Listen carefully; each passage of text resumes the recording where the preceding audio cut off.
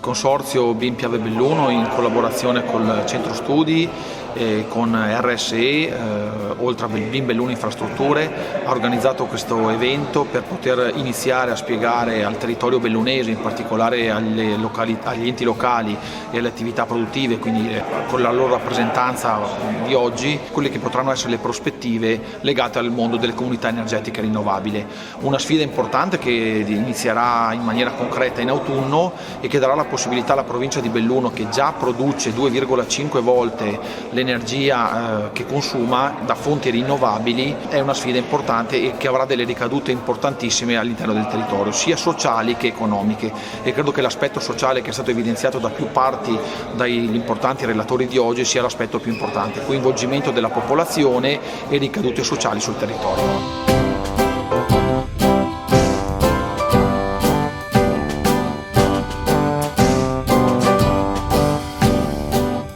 L'evento di oggi è un evento decisamente importante per il territorio bellunese. È stato un incontro voluto da BIM Piave Belluno, che ha coordinato appunto questa iniziativa. BIM Piave Belluno è una realtà con la quale stiamo collaborando proprio per dare il via ad un processo di transizione che riguarderà questi territori nel promuovere la costituzione di una serie di comunità energetiche rinnovabili. C'è molta attenzione da parte di questi territori, c'è molto potenziale.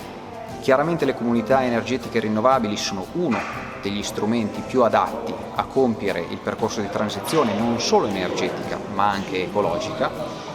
È un patrimonio territoriale davvero ricco che può essere sfruttato nella sua completezza e dar vita a comunità energetiche rinnovabili che godano di un mix tecnologico molto diversificato,